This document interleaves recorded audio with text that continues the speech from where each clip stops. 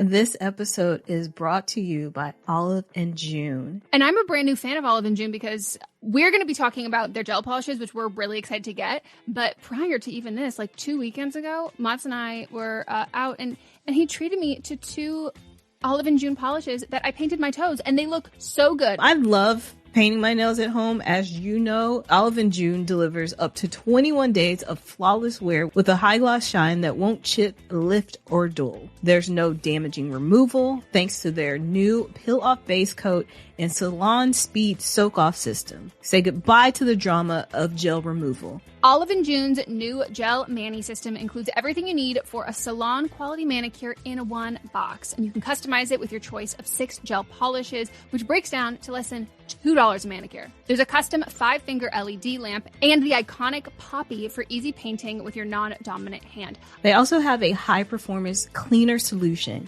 HEMA-free, 15-free, and always cruelty-free and vegan. I used to be a huge salon manicure kind of girl. Like, I was getting my gel every couple weeks, and I have to say, like, when I stopped doing that, I realized how much more of my life I had back. Yeah, I have to be honest. I used to think that going to get a manicure and pedicure was relaxing, but I don't know what happened in the last few years, but no, it was a sudden shift. It does not feel relaxing anymore. It just kind of feels like I'm being pushed around and I have to leave. And that is why I switched to doing my nails at home. I have to say, I think I'm probably the most excited for the peel off base coat, because that has been like the thing that has stopped me prior to this from getting into doing an at-home gel manicure. Yeah, my nails actually got pretty damaged too because of all the scraping. And I asked him to stop doing that at the nail salon, and they're pretty resistant to that. So I like that I can be at home and, control that myself. I'm also really looking forward to all the shades that they have. They have 60 plus best-selling colors. I'm so excited. CV red is like that, like perfect orangey red, which is like my favorite shade to wear. Visit oliveandjune.com/blame me for 20% off your first Olive and June gel mani system. That's oliveandjune.com/BLAMEME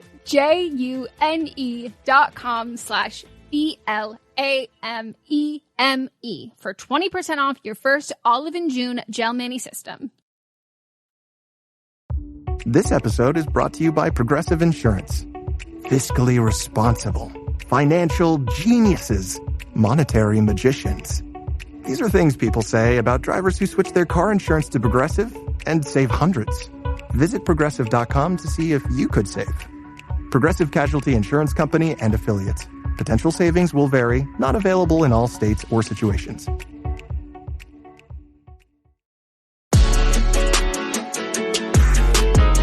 Welcome to Fisting Friday, where we help you ease into the weekend. Ease on down the road. Do you think they're going to come for that? Who? The Wiz. Who would come for what, though? John M. Chu. I don't know. Do you think Kenny Ortega? Like, do you think someone who's making musicals is going to make The Wiz next? If they're black, not white or non-white person. No, neither one of those people are white, but non-white people, no. That was my phrasing of coming for it. And like, that was parentheses negative connotation. I want it done well so badly. I love The Wiz. Yeah, it's great. Except for what Diana Ross did. No, you're wrong. I'm wrong? Yeah. Do you know the whole story? Do you mean about her age? Not just that, how she stole the part from Stephanie Mills. Was Stephanie Mills of the correct age? She was not only the correct age, but had played the character all on Broadway the whole time. That that happens a lot. Damn, I really should have fucked a director at some point. I think I'm like, not damn. Director, producing. I think it was Barry Gordy who was one of her. Damn, I should have tried that. So Rats. Not just the right age, but it was her part. Originated on Broadway, playing it the whole time. Yeah, that's tough. That is tough. Well, I take it back then. I still love it though. It's a beloved movie. Movie. It's so good. That's just the one thing. With the music, everything about it, I'm I know that Wicked is the thing that everybody was we got this wonderful. And I was okay, do you bitches know about The Wiz? Mm-hmm. Do you know about The Wiz? The dancing? Mm-hmm. Oh my God. Just the pure performance of it all. That was my first play I ever did in kindergarten. And was it kindergarten or third grade? Third grade. And I remember being like, what is this? Because like, I don't even know if I had seen The Wizard of Oz at that point. I think the only, in my mind, I would have called it an old movie. The only old movie I would have seen was my grandmother forced me to watch Gone with the Wind. And I was like, and I hated it. So when I found out there was a movie of it, I like wanted to watch it. And so parents just plopped me in front of the TV by myself, third grade. Here I am watching The Wiz. And I was like, oh, I love it. I loved it. So fucking good. Yeah. So there we go. A little history. There you go, everyone. Watch it. Enjoy it. It's Welcome to Fisting Friday. I already said that. I said we're easing you into your Friday, your weekend. Oh, and then I said ease on down the road. Mm-hmm. Amazing. I love coming back to the actual point. Yay. Welcome. What did you get up to this week? I did talk to you this weekend. I was tracking your location and I was like, are you home? And I knew you were home, but like you didn't seem home. You know what I mean? Like you were I was in my driveway. and I saw that from your location, but I didn't see where you were, but I was like, is she? She's like home adjacent. And then I waited till the car stopped moving. And then I texted you being like, can I FaceTime you? I could save this until we're on video chat for the podcast. But I need to see your reaction now. And unfortunately, everybody can't tell you all about it, but good God, do I want to. Someone was playing make-believe in a World War II setting. In a world. It, just so everyone knows, all I want in life is like if I could do you know how like when people do like recipes or even like articles of being like updated with like the year or whatever, the way I wish I could do that with my book, just to be like, just to give you all a little bit of an update. Mm-hmm. Like, will you do the next a reprint? Yeah, the reprint of it, then adding things. It makes everything that happened in my book seem like child's play. Like Edition 2. It is fucking crazy. So just know, I've been like maniacally laughing for like a week. Actually, probably 2 weeks at this point. So besides that, what'd you get up to this weekend? On Thursday I went to the Patreon dinner. Hey, you did that last time. I was about to say you made fun of me last week, and here we are. That's what you get because you're drinking out of a regular glass today. Yeah, I don't know how to do it anymore. I've lost that cognitive motor skill. I think I've almost graduated back to being able to drink out of a straw, but we're not there yet. Lips.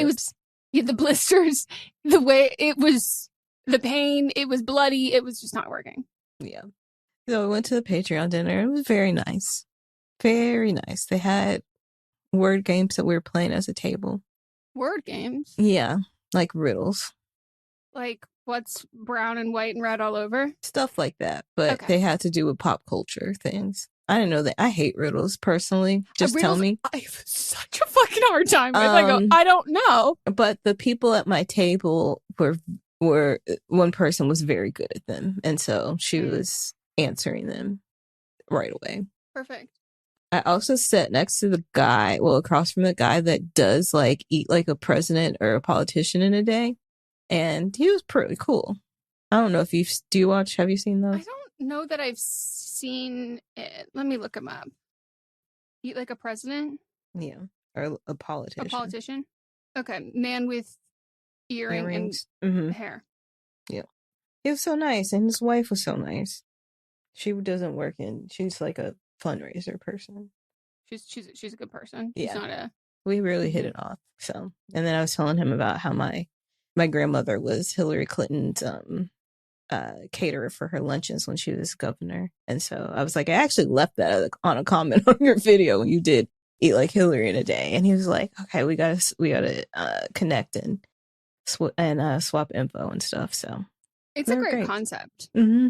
And also like, it is so funny. Like I'm looking through his stuff now and like the fact that this is like one of the things that's recorded for like pretty much every like president like that.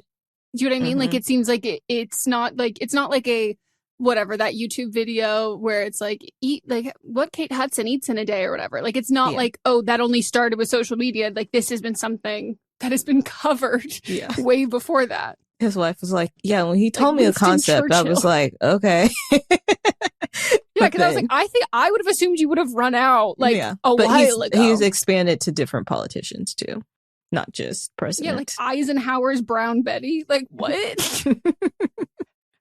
Wow. And some people just eat just like stuff. Just stuff. It's like, what is this? The way that some people eat, I'm just like, okay, I'm not even like concerned really about like your macros. I'm more concerned with your palate. Like, what do you mean you can have these things on the same plate, let alone the same bite? And like, there are certain things like I'm going to have to brush my teeth between those. Like, what? Like, why are you eating like tinned fish, like a sardine or like a fermented something? And then you've got mashed potatoes and then an apple with peanut butter and then like sour cream and onion chips. What? It's not my vibe. Yeah, but and you wash it all down with the black coffee. Exactly. That's a lot of his. Like, that's a lot of the videos is that he is washing down stuff with coffee. Like that changes the flavor of everything. Yes, like that's so odd. Oh wow. Yeah, that's fun. Somebody else I was sitting with and literally lives a block away from me. We're neighbors. Okay. Yeah. It was a nice setting. It was just like everybody sit down and talk. It wasn't like, here, Patreon, these are some new things we're rolling out. It's just like, y'all are part of our creator program, so come meet each other and have a great meal. That's so fun. Yeah. Just so people know, Meghan was invited. She just didn't come. Remember how I said I was like crashing out for like 2 weeks straight? I was in the thick of that. And as I said to Melissa, which she immediately understood without even me having to further explain, I was not in the mindset of meeting new people without like everyone I talked to. I think I called you, Kyle, Lily, Mott's. Like I later had, like when all this shit was happening, I was like, I immediately have to text everybody I know to like tell them about this shit that's going on. And I was like, and I am not in the place to meet like a new person who like doesn't understand why there's like this crazed look behind my eye. I'm just not my best. I'm not my best version. I love this version of myself, but this version of myself is like it's for people that already love you. Exactly. Like they're like, who is this person? Why does she have an air of like wanting to commit like a felony? And it's like, you know, that's not always like how I want to introduce myself to new people. Right. So, but yeah. And then Friday we live stream, and I have to move in 30 days. Yeah, I was debating bringing it up, but I didn't want to. I'm starting to get stressed now. Well, here's this. We went through the phase of being really stressed immediately and then feeling chill.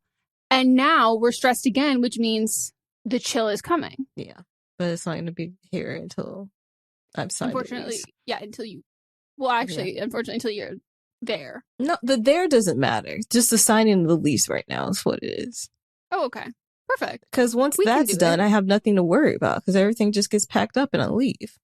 Yeah. I keep forgetting that part of it, and I've like never done that. So like to me that's stressful. But you're a pro at it. Yeah. So because the problem was everybody's like, we need somebody to move in now. We need somebody to move in now. And I'm like, I'm not moving right now. Can't. Yeah. So now we're at the time. So now the people that were like, we need somebody to move in now are now the people where I actually can move in, you know? But it's just like scheduling all these appointments and stuff. And I know that you're not legally supposed to do this, but people are like, oh, you're a woman living by yourself that wants to live in a house. I can see the look in their eyes and it's pissing me off. Yeah. And luckily, like when I moved into this place, it was somebody that's also a creative. So like she understood that how my bank situation looks because we don't have regular payroll and stuff. And then also like it was just her not going through like a company per se. Yeah. And so it was just like, hey, I understand this. Everything looks good. Here we go. And I'm just like, okay, thank you. Yeah. I feel like there's only one of two ways that it goes in LA, that it's either like, oh, a single a single woman with all this space and what's your job? Like, Or it is a single woman, no loud children. I want to sign this for you. So like, it's both sides of like, you're not literally legally allowed to do either. But like, thank God the second part exists because the first part has just nonstop existed. But God, it's so fucking like every person, they quickly cover it up in their eyes. But like, it's just you? Yep. And the thing is that you got to pick one that is excited about it being just you, but then you have to deal with what I had to deal with, which is when you start dating someone, then they're like upset. And I'm like, I'm so sorry, my 60-year-old landlord who is married. I'm so sorry you're personally upset that now I have a boyfriend. Okay, weirdo. Oh, good God. But hey, you know, if you need to expand your range distance-wise, let me know. Or maybe even if the other way, ask Mods. He can stop by during lunch break if you got to go that farther that way too. But I mean, my search has all of it. It's just like either not good places, or they're really like they're lying about what the place looks like when I get there, which is pissing me off. They are heavily photoshopping these pictures in the thing, or they're very much overpriced for what they are. Yeah, I'm getting really confused because I've been looking for you too. I'm getting really confused about how a 600 square foot place is able to have 3 bedrooms and is also $4,000. Yep. Huh? Yep. What? I'm just so confused by it.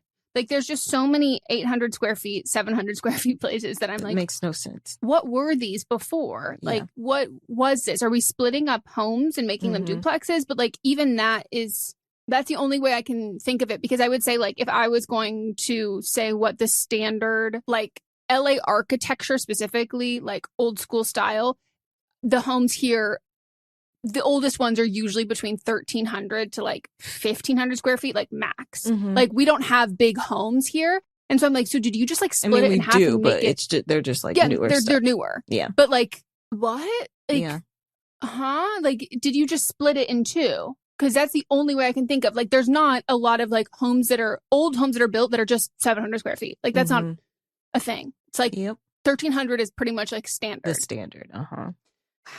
And again, how do you have 3 bedrooms? Right. It doesn't make sense. And then a lot of the times because they're making the kitchen. So it's just like one row of something. And then there's no living room. I don't understand. Like, the living rooms you have to put like 2 chairs in there and that's it. And no dining area. Nope. And then making the rest of them bedrooms. Yeah. It's so fucking odd. So fucking odd. I need to stop looking. It's making me annoyed, but you need to look. So yeah, that's kind of what it is. Yeah. Oh, no, not North Hollywood. So I might be at the point where I have to, like, get somebody to co-sign because... Yeah. They're like... Well, didn't the new thing come in? Well, I guess the security deposit. They had to change that. Yeah, you can't do first, last, and then also pay rent. It's just they can only do deposit and then first month's rent now. The way that would have saved me so much money. But damn. Yeah, I mean... There's a lot of people who are doing work on cute houses in my neighborhood. So I think in a couple years, if you want to move. I mean, that one house that was pretty close to you was perfect. But there's one on my street. I'm not ready to move, like, buy it. Yeah. But that's fair. Now this is my focus now, is that next time I move, it will be into a house that I bought. That was how I felt with our last place, that I was like, because I had moved. It's an LA typical thing, moving. The first 5 years you're here, you move every year, and it is so fucking tough. I didn't. That's the thing. Is like I've been pretty settled in, like, when I very first moved here, I sublet it, but that was just until I figured out where I wanted to be and stuff. But that was even for 6 months, and it was because like it was a brother and sister that were living together, and the sister had moved back home for a little bit. And so I stayed just when she was ready to leave. And then I had found the place that was in Culver City. I stayed there until she got pregnant. And then I moved to that one place where when I did move, I just moved downstairs. Yeah. and then here. Like, I've been settled in places. So it's time for your turbulence. Yeah. It's because it's brutal. I had to move. I think I moved 3 apartments for cockroaches in the first like couple months of living here.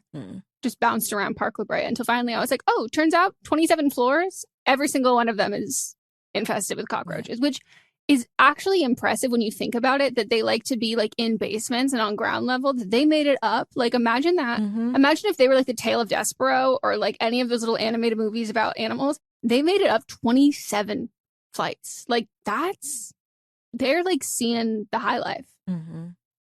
Good for them. Not good for the people who live there.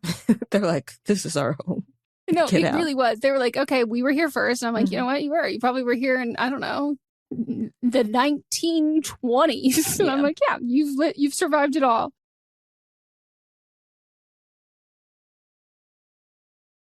I put on new press-on nails. Cute. I don't know if these are my right undertone. They look better on camera. They're a little too pink. These ones are a different brand, though. Oh, I have some they're right here. Very similar.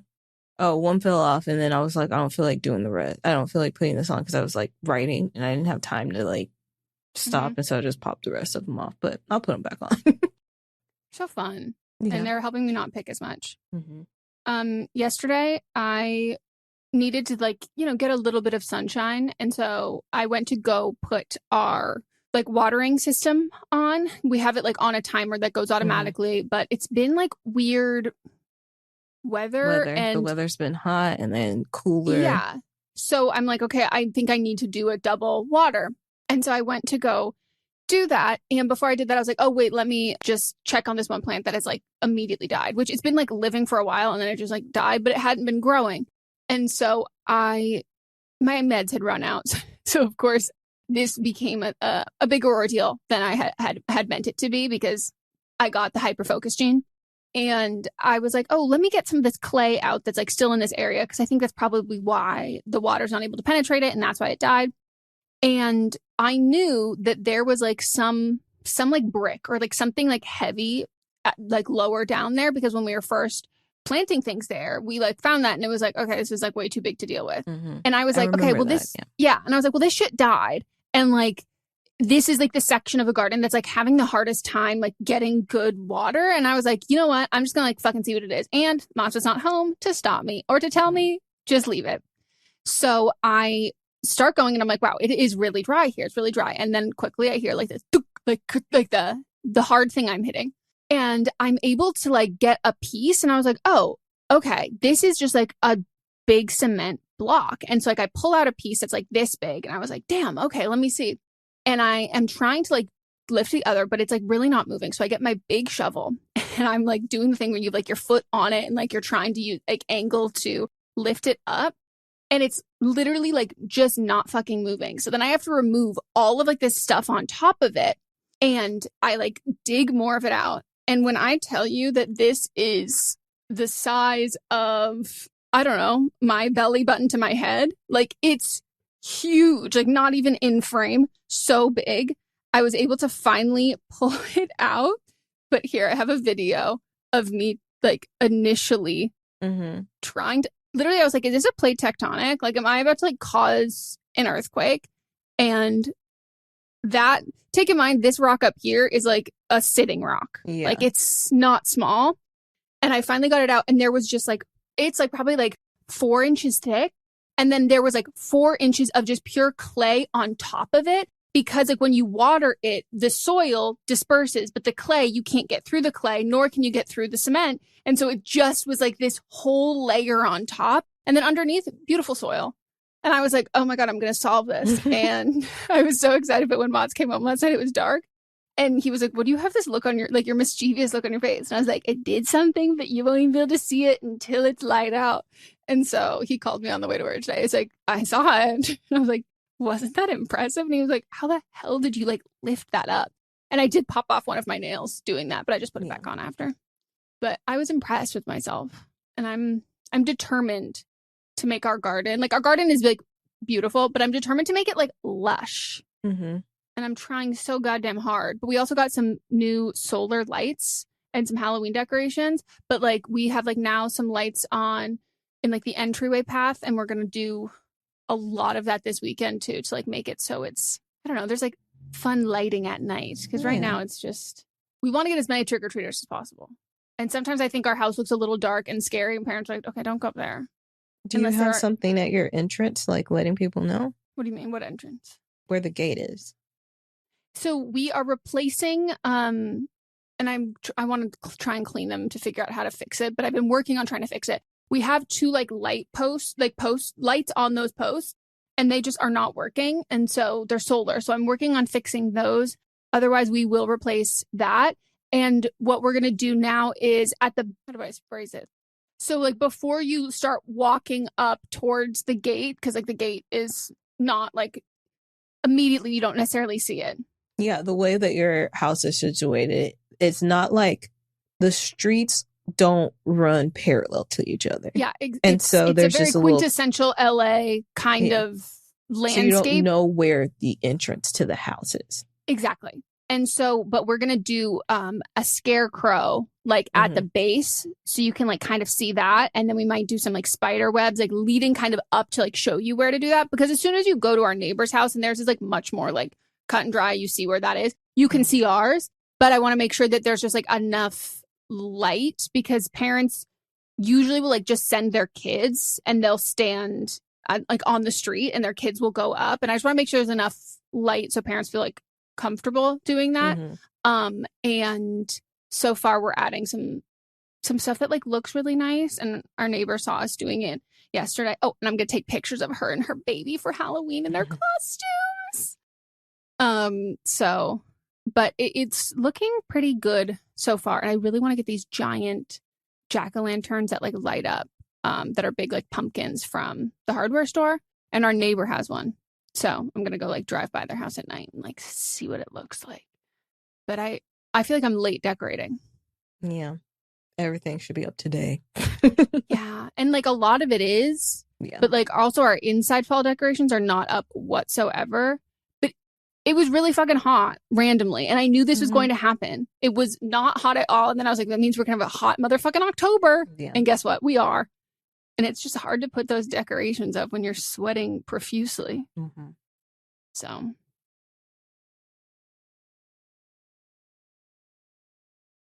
Did you watch anything this weekend? I watched 2 episodes of Poker Face. Okay. We're making our way to paradise. Yeah, because I was just giving myself till my HBO, so I had canceled it, so I didn't even make it all the way through everything I wanted to see. But that's fine. I'll come back, because I'm not really watching Days of Our Lives right now because it's boring. So I just need to finish Poker Face, and I can cancel my Peacock subscription. Well, if you have, you won't. Maybe you wouldn't enjoy this, but if anybody enjoys the style of shows that I like, Mott's and I are currently watching Department Q, and it's. And what is that? It's very good. It's with the man from Leap Year. It's Netflix. Okay. It's with the man from Leap Year and Chasing Liberty. And Mott's was like, this man is in like, serious acting roles. And I was like, what else is he? And he was like, Mott's like, Leap Year. And I was like, oh, so he's also in Chasing Liberty. And he plays a British detective who lives in Scotland, and it's like a cold case kind of department that he gets assigned to after he's in this like pretty bad like workplace like shooting kind of a thing that he's like a victim of. And so they're trying to figure out, it's like trying to figure out like why this person shot him, like what happened with this whole situation, and why that person like it ended up killing one other officer and paralyzing another. And so he's like dealing with like the PTSD of that, but then also like, why did that happen? Simultaneously, they don't want to fire him because he didn't do anything like wrong, but like he can't work on that case. So they have to give him something else. And so it's like, oh, we're starting a new department with cold cases. And so then it's trying to figure out and solve this other cold case, which is about I forget what the term they use for lawyer there, but like is a lawyer in the UK, and she had like gone missing and has been missing for 4 years. And they're like, oh, well, she's definitely dead. But you don't even realize that like that's the story that you're following, because you're like following her and like her life. And then you don't realize until like a couple a little while in that it's like they're talking about her because we're watching this in the past, not realizing that she's now been missing.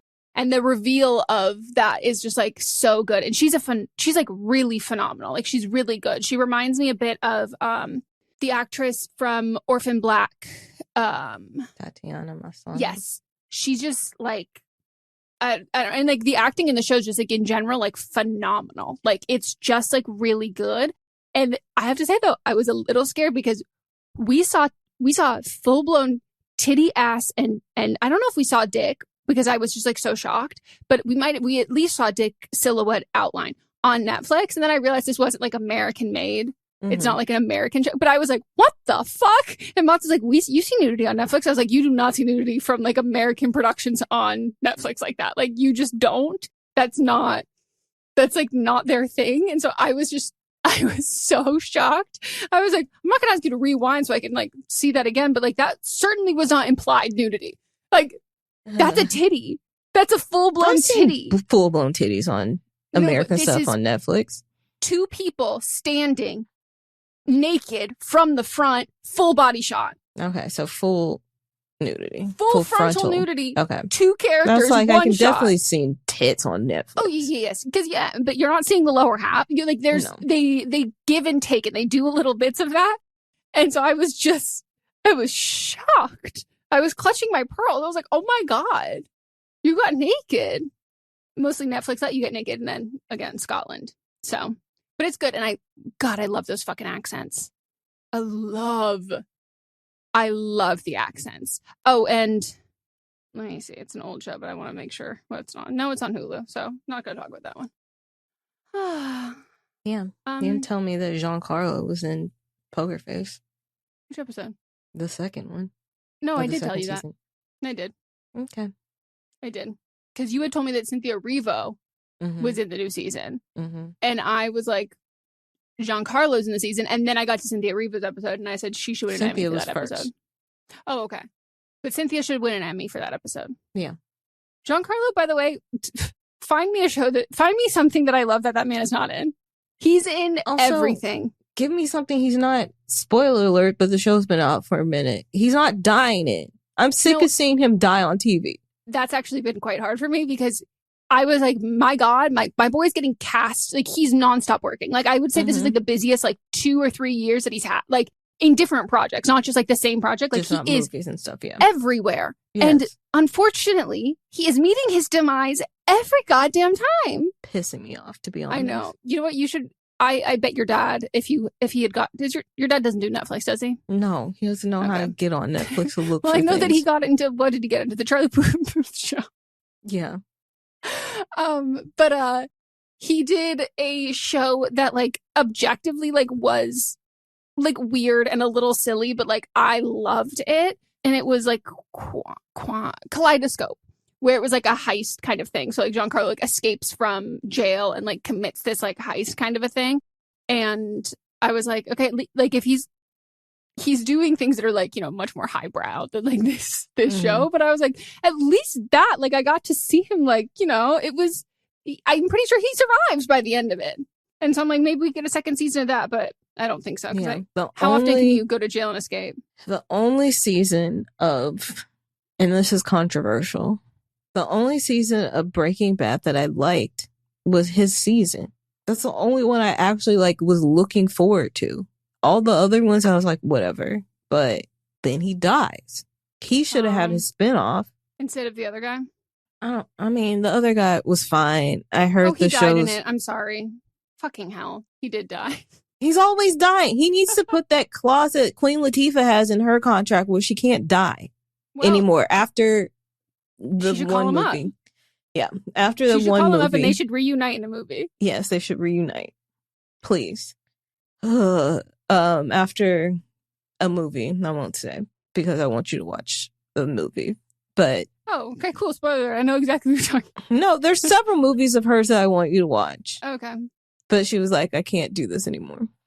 There's another movie that like I want to watch that I've like literally never heard of. And it came out in that, not in like the sex tape timeline, which was like the post Sony hacking where like a bunch of movies came out just like really quietly. I think this one came out in like the early pandemic, but it had already been shot and filmed. It was just the release was not what it was supposed to be. And it was right next to Department Q on Netflix. And I was like, oh, what is this? This looks great. And that's what we're going to watch this weekend. But I got to go see the new Paul Thomas Anderson movie. Yeah. This weekend too. But it's called... I'm so stressed out, so I think I'll have to wait. But yeah. That's what Mats was like, let's go tonight. I was like, okay, I want to go. But like every time you do keep suggesting a day, I go, I have no time. So, you know, we'll see. But it's called The 355. I've never heard of this fucking movie. When a top secret weapon falls into mercenary hands, a wild card CIA agent joins forces with 3 international agents on a mission to retrieve it, all while staying ahead of a mystery something. ... Yeah, I have not heard of this, but it has a great cast. Yes, the cast: Jessica Chastain, Penelope Cruz, Diane Kruger, Lupita Nyong'o, Sebastian Stan, Edgar Ramirez. Like, I was like, what the fuck is this? And it's like a crime fighting movie. Anytime I see multiple women posed on a cover, I'm ready. I don't care what it's about. I'm in. I see their arms crossed. I go, oh, we're not fucking around. I see some like, you know, a blending of like a reds and blues in the back. And I go, okay, we're fighting crime. Yeah. Okay. I see like a thigh high, very unsensible boot. But then I see she's strapped. I go, oh, I'm fucking there. Like I am Go there. to the Met in this movie. It looks like it. It looks like it. Like, I'm like, I think every movie should somehow give you the vibe of like, what is it? Ocean's 8? The woman. Is that the one I like? I like all of them. Yes. But... I mean, I like all of them, but I love that one. Like, I love movies like that. So I can't wait to watch it. 2022. Yeah, it was a victim. It does. You're right. They look exactly like they're at the Met. All right. Well, join us on Monday for But Am I Wrong? Tuesday for See You Next Tuesday. Wednesday, you've got a little break. Thursday, we've got Don't Blame Me. And then on Friday, you're going to get thoroughly fisted again. Prepare. Lube it up.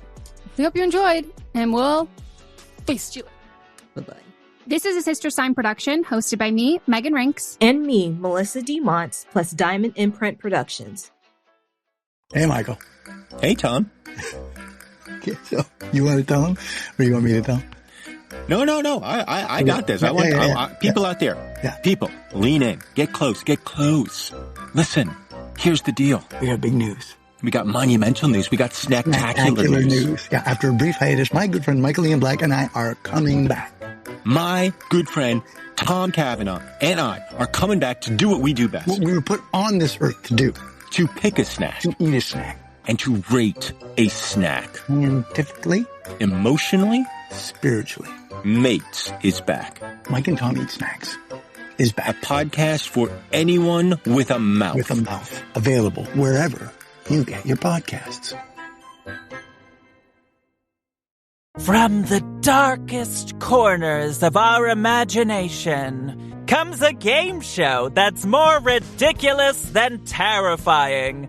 Welcome to Tickled to Death, the horror comedy game show where nothing is sacred, everything's a little unhinged, and the only thing more cursed than the questions are the jokes. I'm Roz Hernandez, your fearless host, and each week I'll be leading a brave group of guests through twisted horror trivia, improv games, and enough sarcastic banter to make you question all your life's choices. So come for the screams, stay for the snark. Listen to Tickled to Death wherever you get your podcasts, and hit follow unless you want the show to follow you. In the meantime, don't get tickled to death. There are vampires out there. They walk among you, shoulder to shoulder in the dark. Heading to work, heading home, going to the bar. It's a life just like anyone else's, and I have grown used to it. To the darkness, to the moon, to the taste of blood on my tongue. But vampires are dying out. We are a fading kind, and I am the first one created in so long. And that is a dangerous thing to be. Those who came before me, elders of all stripes, they do not want to see our kind gone, and they will do anything to keep their power. And for myself, and for Grace who created me, that is a sword that hangs above our heads. And the worst person of all carries our secret, and he will use it however he sees fit. Who do you look to when things are at their darkest? From the creators of Parkdale Haunt comes Woodbine, a podcast about monsters, dreams, and changes, those you want and those you never saw coming. Season 2 arrives September 24th, distributed by Realm.